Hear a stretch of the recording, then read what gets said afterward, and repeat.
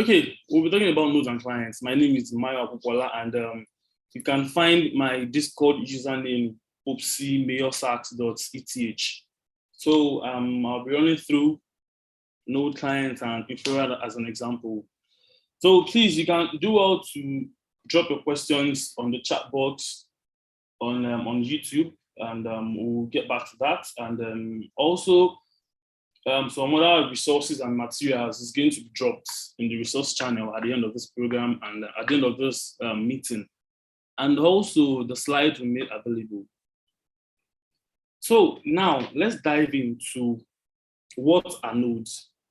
Now, oftentimes you're hearing about nodes, what are nodes, how are they used for, what is really so spectacular about node itself. And, like from the onset, from the beginning of the course and the program, you should have been hearing about node, the Bitcoin, and all of that. So now, depending upon the purpose served, the definition of node varies from application to application. That's one thing you need to understand, is because it's just like you saying in a context. You're talking in a context. Now, nodes are electronic devices connected to the internet and possessing an IP address. But hold up, let me bring something to our notice before getting into the concept of blockchain node. Now, we need to understand what are these really nodes in another context. So fine, I think tonight there's a match that is going to be played by 9 p.m. Champions League. Now, imagine that you're a soccer fan and you know about the rules, you know about soccer, you have favorite players, you have favorite teams. Now, you're always excited to watch soccer match of your favorite team and enjoying them perform. However, have you ever wondered if there's no playground, if there's no stadium, if there's no Wembley Stadium, or like what Davido did in O2 Arena, if there's no O2 Arena, if there's no Stafford Bridge and the rest of them, what will happen? How would you enjoy it? Now, in these examples, the players can be thought as different blockchain platforms. The players can be thought as different blockchain platforms. That's one thing you need to understand first. Now, the team refers to different type of blockchain, such as public, hybrid. That's what the team refers to, different kind of blockchains. And the playground refers to the node. Now, let me take that again. All the Messis, all the Cristiano Ronaldo, I think Mani and the rest of them are blockchain platforms. The team behind all of this, that means, okay, Chelsea, Man U, and the rest of them are the type of blockchain, such as public, private, or hybrid. Now, the playground, that is the stadium, is a blockchain node. So at a very high level, I think I'm trying to just keep an eye on the chat. Now, so let's dive deeper into this node. Now, I defined here nodes are electronic devices connected to the network and possessing an IP address. Generally, nodes have communication endpoints, which means that any user or application that wants to interact with blockchain does so through nodes. Now, your interaction with the blockchain space itself can be done via nodes. So without you activating a node or trying to connect to a node, there's nothing you can do in the whole blockchain space. Now, in the computing world, a client refers to any type of software that is downloaded on your computer and helps you interact with another software or service provided by that software, or by that server, For example, Gmail is a client software, is a software client that connects an email server and allows users to send and receive mails.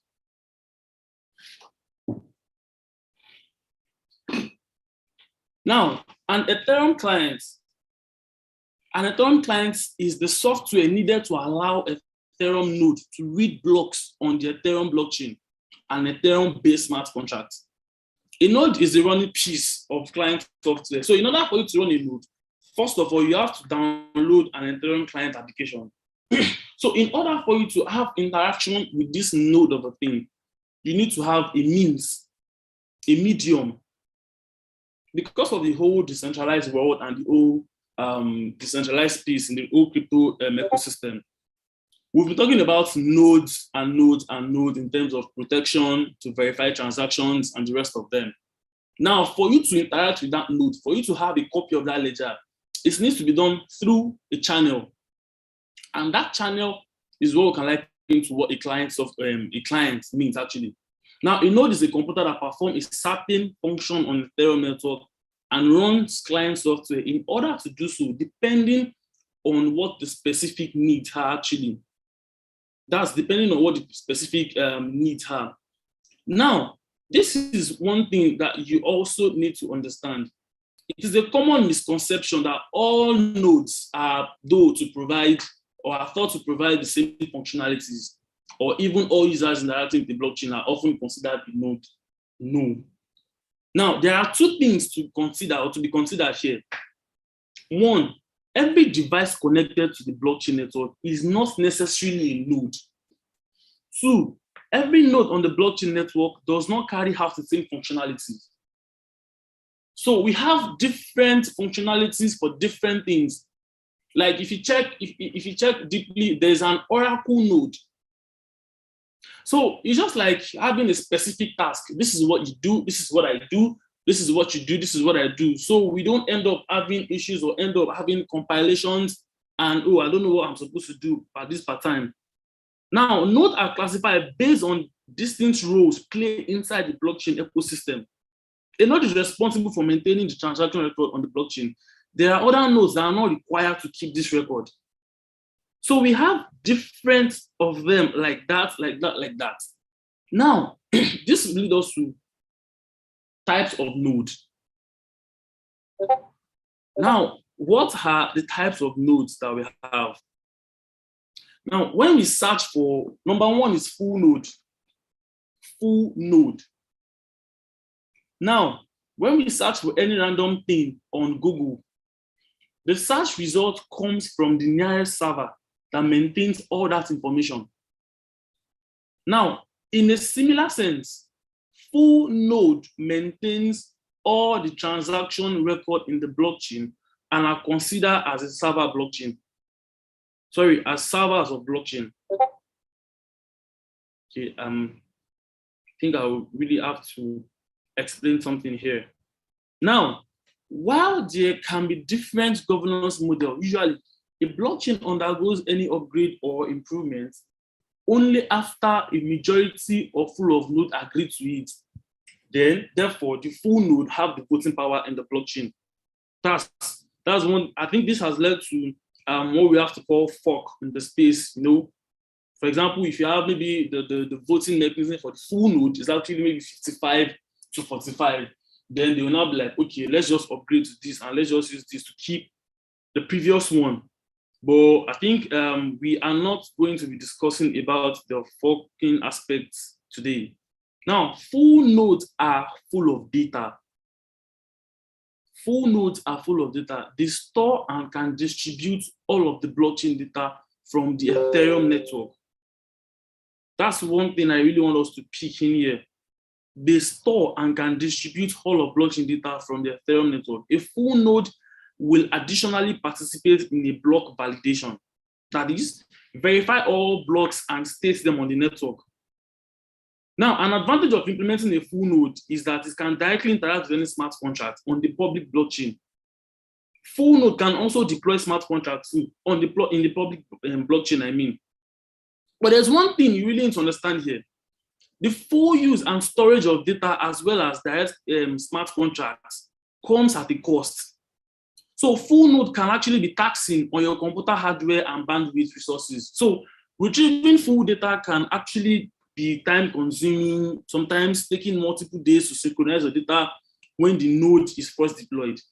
Then the node must be maintained, upgraded, and kept online in order not to have repeat the full synchronization process. So imagine you having a node and you keep on synchronizing, keep on repeating over and over again, and each synchronization actually takes days. So it's something that you cannot really have to keep up with. depending on your computer's bandwidth, I mean, your hardware, I mean. Now, full node are actually subdivided. But before I really talk about the division aspects, let me quickly run through. Okay, let me show us this. If you can see my screen, please do also let me know. I'm currently showing an infographics from blockchain 101. Now, we have nodes now. The two types of nodes are full nodes and light nodes. Now, full node is further subdivided into two kinds of nodes called prune full node and archival full node. Now, under archival full node, it is further subdivided into another 4 subs called authority node, miners node, master node, and staking nodes. Now, then when you come to the special node aspect, then we have the super nodes and the lightning node. So I talked about full node already. Now, light nodes are actually similar to full node, but handles less information. So the light node stores header chain information, basic information stored in a block, such as timestamp and hash. If you are using a Metamask, possibly if you initiate the transaction, for example, maybe you send something to someone and you check your activity in a Metamask, you actually see maybe the timestamp, then you send something to someone, then you now see view on Etherscan. That means view on Etherscan is by you clicking it to show you everything that happened. But you can see the header and the hash and all of those things. So you can really see few things that will just tell you that, okay, this transaction is successful. Oh, okay, this transaction is not successful. Now, they are able to verify the validity of data, but do not fully participate in block validation, unlike the full node. Now, light node are almost always implemented within remote clients because this node do not take so much storage. They don't take so much storage. But because this node do not take much storage compared to the full node itself, so they have proven to be very useful for low capacity devices such as smartphones and the rest of them like that.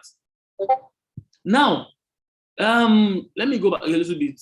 Let me now talk about the subdivide, the subs of full node.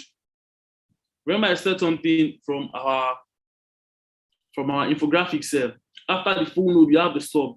Now, the prune full node, this node have a defined memory limit to hold the data.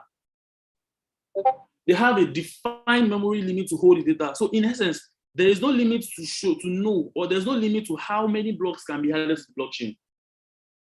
But there is a limit to how many blocks can be stored by the full node. So basically, the main thing here is prune full node downloads the block and maintain the blockchain ledger. So when it reaches a particular limit, it deletes the oldest block and make room for new blocks to preserve the blockchain size. But this is one thing you need to get. Because I said it deletes the oldest block, that doesn't mean it's going to delete everything. No. The essential metadata is still kept on the blockchain.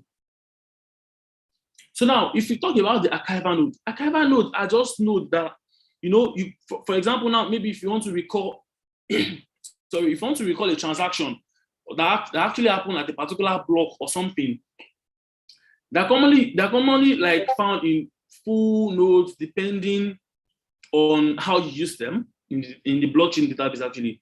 But the only major difference between archival full node and a prune full node is the availability of the memory space.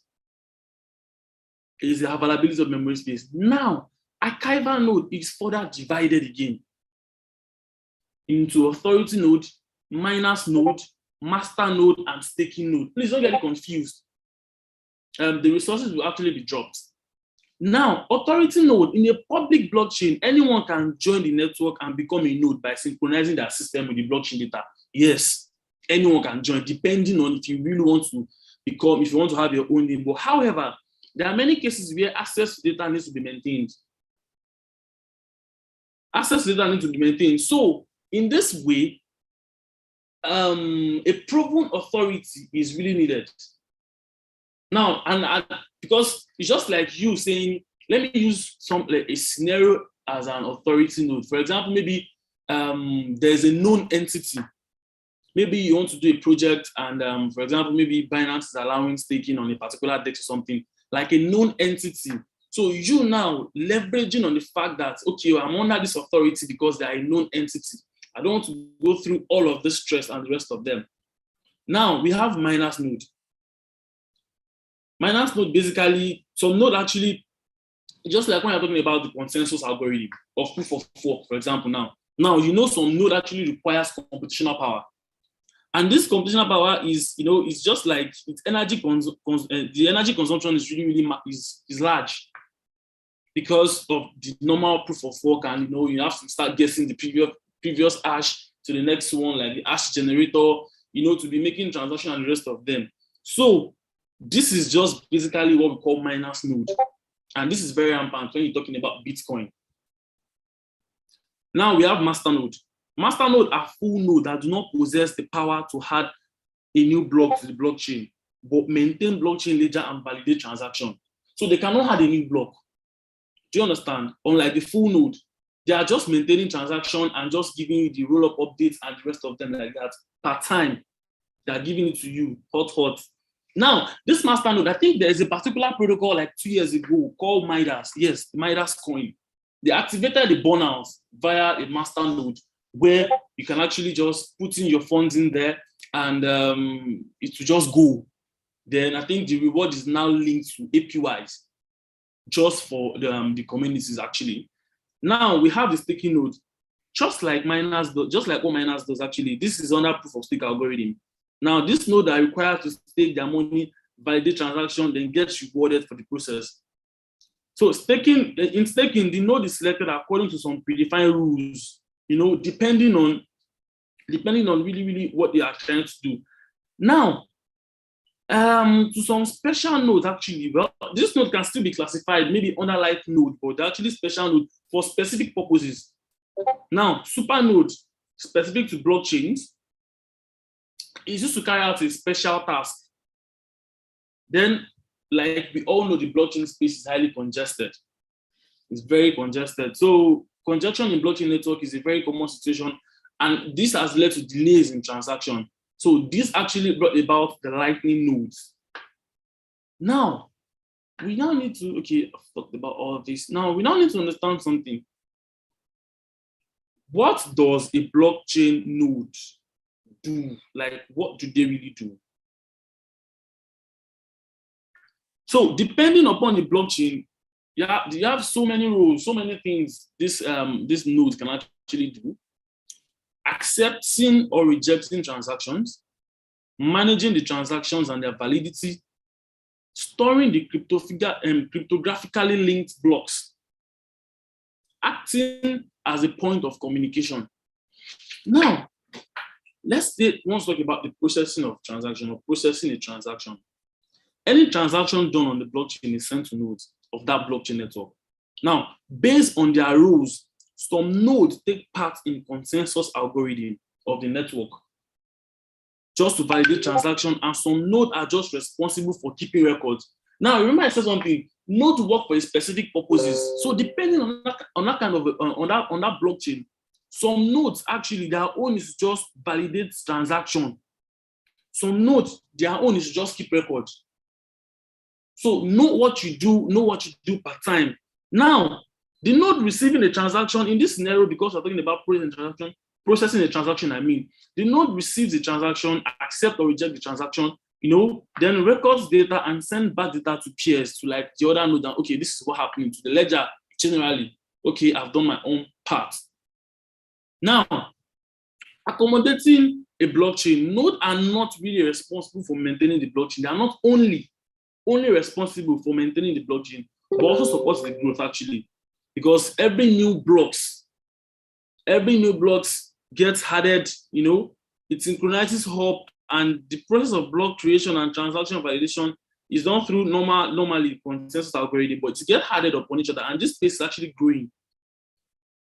It's growing. Now, node is also responsible in terms of the access, it's also responsible for providing access to data that has been stored on the blockchain, more or less like you should have interacted with all type of scans, either Etherscan, Blockscan, depending on the kind of blockchain, like Binance Smart Chain, the BSC scan, and the rest of them.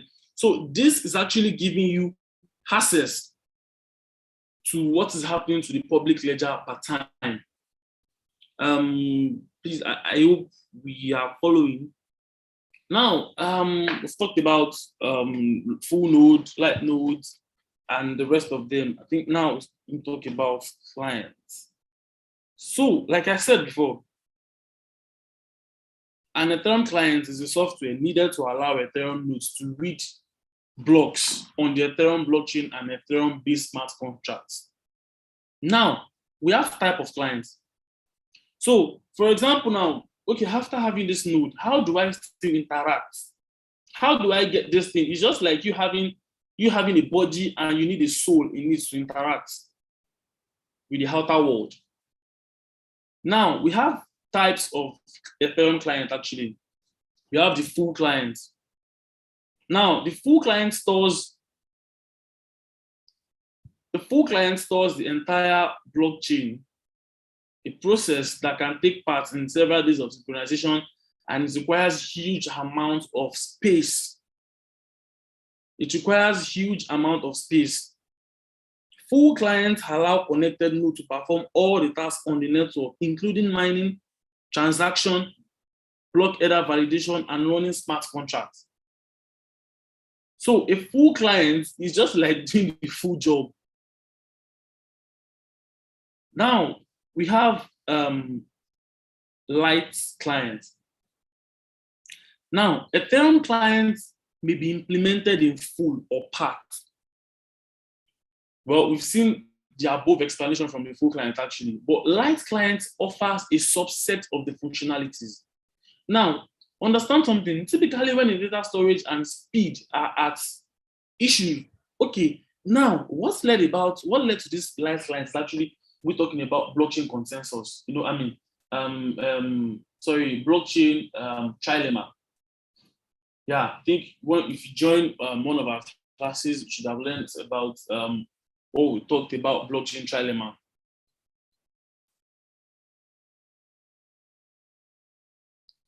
So now the speed, scalability, the security, and the storage. So typically when the data stores, when you have two down, you're having two issues, at least one needs to work. So most of this blockchain actually sacrifices two of them to take work with two and leave one hanging. Do you understand? So it can actually be scalable and be very fast. Then in terms of the security, something is down. Okay, it can be very secured and very fast and still expensive than the Ethereum, which led to other chains, other L2s, sharding, and the rest of them. Now, I want you to use that mindset to come down to this light client now. Light client offers a subset of the functionality of a full client. Light clients can provide faster speed and free up data storage. Availability, data storage availability, because unlike the full client, it does not store. So the full client stores everything, but light client is not doing all of that for you. So the scope of light client functionality is tailored towards the goal of Ethereum client. For example, light clients are frequently used for private keys and Ethereum address management within a wallet. Now, we have remote clients, 3 types of clients actually. Now, this is a third type of client actually called a remote client, which is similar to light clients. Now, the main difference being a remote client is that it does not store on its own. It does not store its own copy of the blockchain, nor does it validate transactions or block headers like what full client does, like what full client does actually. Instead, remote clients fully rely on the data received by light and the full client. So it's like you leveraging on the fact that you have peeps out there in front of you. You just want to relate from them, and you don't want to pass through all those many things. In fact, you don't even have the capability to even pass through all of that. You just want to relay messages. Now, and I think in MetaMask is our very good example. It's very good because it's just like you saying, okay, if you're out there and you want to create a protocol, okay, at the end of this whole program, at the end of this block games program organized by Zuri team, I want to create a wallet or I want to do something. Fine. I think this will now lead us to what we call, like, if you're very familiar with the as a service, if you're very familiar with the clouding computing stuff, then you should know as a service. But if you're not, after the end of this this meeting, I'll actually drop a course, a resource for you in the resource channel to read on it. We have blockchain as a service, we have infrastructure as a service, we have software as a service, we have node as a service. That's why you start seeing B, capital letter B, small letter double A, capital letter S, BAAS, IAAS, SAAS, the SaaS, and all of them like that. Now, then that led us to Infura actually. MetaMask is an implementation of a remote client. That's what you need to understand. And how does it? It doesn't operate on its own anything. It just operates on light clients to communicate with the remote clients in order to ensure effective security and certainty of transactions. Just like open your MetaMask. It's not as if you have physical ether in your MetaMask or something. It's just figures you're seeing. And you can still go to the blockchain. That is why if you click the transaction menu of a recent transaction in your blockchain, in your MetaMask actually, it's not going to take you to the Etherscan to see the full stuff that actually happened. Now, what MetaMask actually does is it works with the remote clients. That's what they use, that's the implementation. But the thing is this, talking about this, all of this client and the rest of them, all these things are actually just like frameworks. You understand? Then this led to, we have all that, should I call them the main clients that I've actually used that have gone through all of this. When we talk of Alchemy, we talk of Moralist and Infura. Now, here is one thing you need to understand about all this based platform as a service platform. Okay, I already talked about me dropping some materials on them actually. Now, Infura is actually an infrastructure as a service provider that offers a range of service and tools for blockchain developers. So this is just like an API that used to connect and release data. So as an infrastructure service, IaaS and Web3 backend infrastructure provider, Infura aims to create an ideal environment for developers and enterprises looking to create exciting blockchain-based products and Web3 applications with a lower barrier to entry. So in turn, there is this enabling developers to build innovative products and services that harness the power of the Ethereum blockchain. Now, this is one thing. Okay, if you go to like Gnosis, most of these wallets that we're having today actually have a relationship with Infura, even the almighty Uniswap that we all use. Because this is just like an API that lets you get the real data happening on the blockchain. More or less like you saying, I think there was this conference that I attended and they were talking about oracles in full. And the simplest definition that somebody gave was like, code is law, law is code. They've been debating on that actually. Now, if you're talking about the aspect of just ordinary code, so how are you going to allow this code, like artificial intelligence, how are you going to allow this code to start performing the real life, to start having this real life data? Then we have something like an intermediary that exchange. Remember I said like a soul in you that does all of this. Now, there's one particular thing in the Infura API suite that we also need to understand in terms of creating, because that is what MetaMask uses basically. If not, it's part of what they use actually. Now, you need to understand something. A blockchain node provider uses blockchain as a service to save time and provide nodes to developers. Now, this removes the need to set up and oversee the management of your own node. Do you understand? If you don't want to start going through all of that. But one simple thing is like this diagram now with a very simple line of code of API or from the Infura, you can get started. So imagine you trying to create a wallet, you've done your coding and everything, but you need to start seeing transaction, and Infura supports the testnet. Then it saves this in IPFS file storage, interplanetary file storage too. Now, from the normal Web 2.0 that we have, all the necessary, okay, from this and this and this, you need to start looking for HTTPS sockets, web sockets. But Infura just helps you just infuse all of this, and it just takes you straight to the blockchain. So you're getting the data. If you sign off ownership of a particular Ether to another address, yes, it's going to tell you, oh, you just signed off the ownership of this particular address. That's why that's actually a transaction. So you see sending Ethereum or Ether from Mr. A to Mr. B, just signing off ownership. So how do you get to read all these things from the code? And this is what this client actually does. Now, we have other clients, actually, Muralis. I think Muralis works basically for other chains too. Then we have Alchemy. But another resources will actually be dropped on the resource channel for you to also go deeper in this particular course, actually. Now, in conclusion, there is often a misconception between, should I say, node and clients? Yes, the nodes and clients here. Now, let me say something. Okay, nodes and clients work alongside one another, and both terms are often used interchangeably. Yes. But however, they both operate separately in order to access the Ethereum network. So, like you having the body, then the soul to connect to the outer world. So, if you're spiritual in your own religion, you have your body, you have your soul, then you need to connect to your spirituality. So, you're connecting through a channel.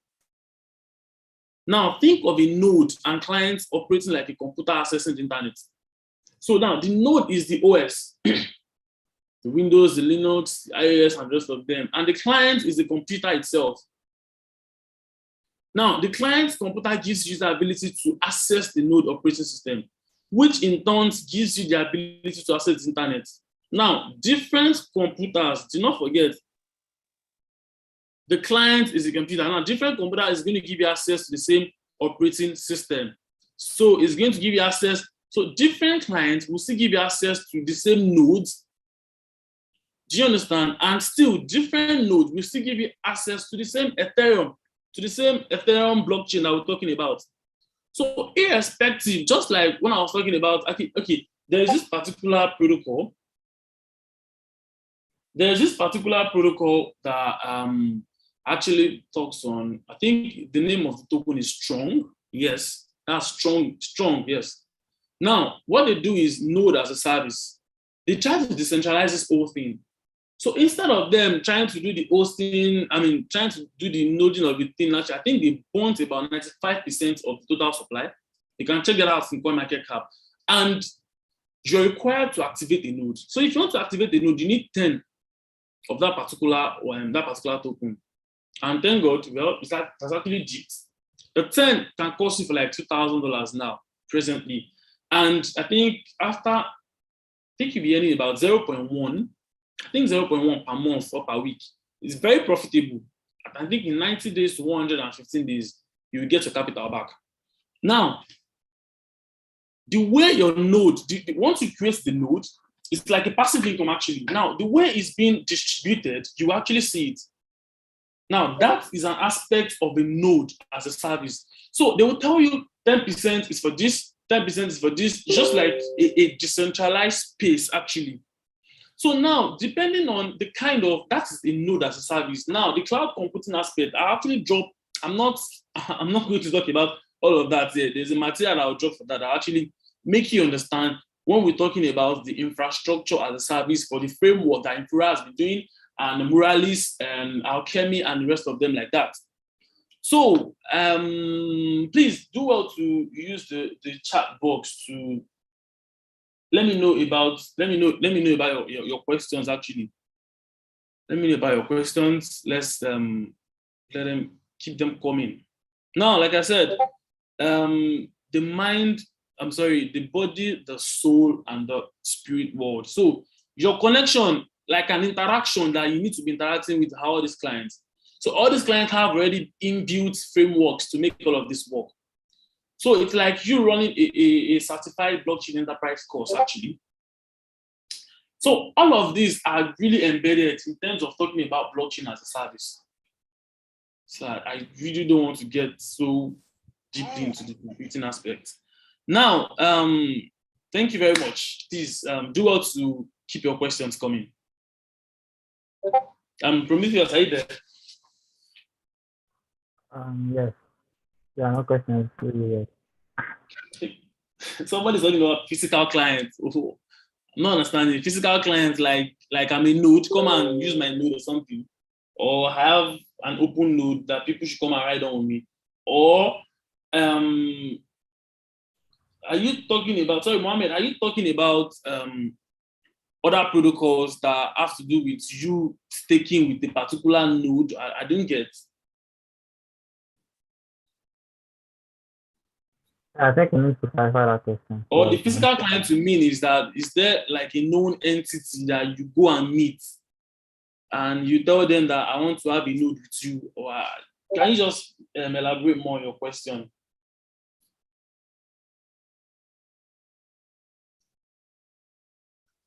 Okay, thank you very much, Abraham, Akam, Infura versus Alchemy, Azure versus AWS. So please, if you have any questions, just keep them coming. The resources will actually be dropped immediately after the end of, immediately once we end this meeting. I think I can even just drop it right away while we start waiting for questions.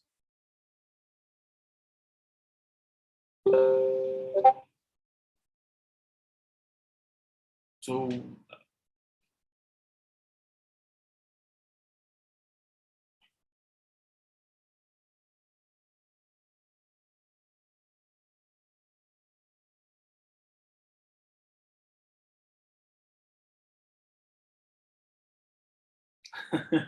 okay. They are all decentralized actually. One thing you need to understand is even with one particular node, if you, even though your node is shut out, with one particular node, you can still get all the data back. So that's the distributed ledger system aspect, because you becoming a part of a node doesn't mean everything's on a system. No, we don't have a central authority here. So everything synchronizes all together. So if you're not seeing it, somebody else is seeing it.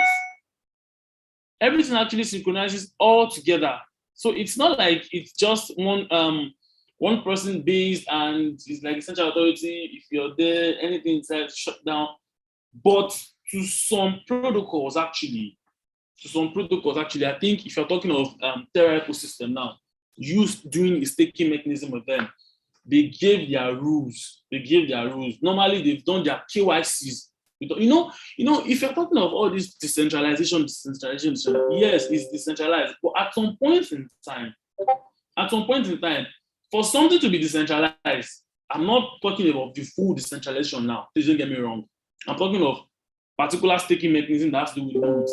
Now, at some point in time, some persons, like some organizations, needs to still come up and still tell you, yes, we are taking nodes. Now we've launched, we've like invested about $2 million in this particular project. So you can come and do your nodes with us and all of that. I'm talking of other projects like the Terra ecosystem. And they will tell you, oh, we'll collect 5%, we'll collect this and that and that. And if anything goes bad, or this particular node try to perform one thing, they will shut them out. So that's actually different from the whole decentralized space, actually. Exactly, Manuel Adewale, exactly.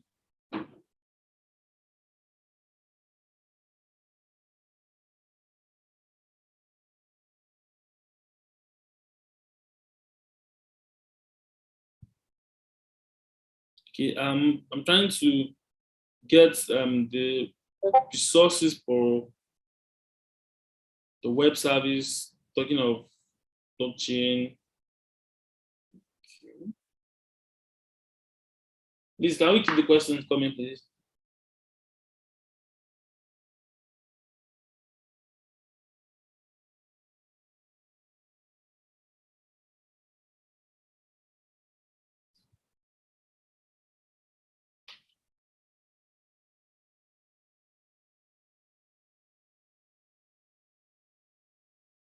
Okay.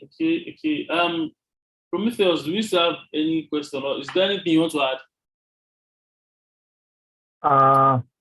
Well, there's no that question really. I don't know if you already answered similar Yamalano's question, right? All right. Okay. I think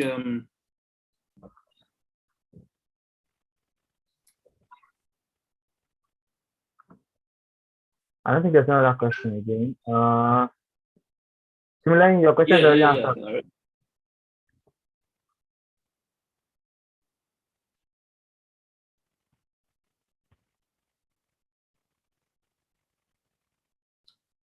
Okay. All right.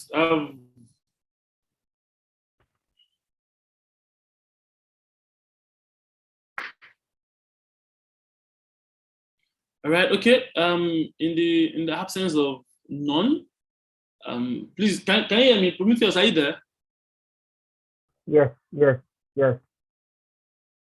All right. So I think in the absence, I'm not sure. Yeah, there's no question. Just we are going to drop the slides in the channel, probably in the resource channel. So just go there, download it, read it. And if you have any question, as always, just come to the general channel, create a thread, and just engage us.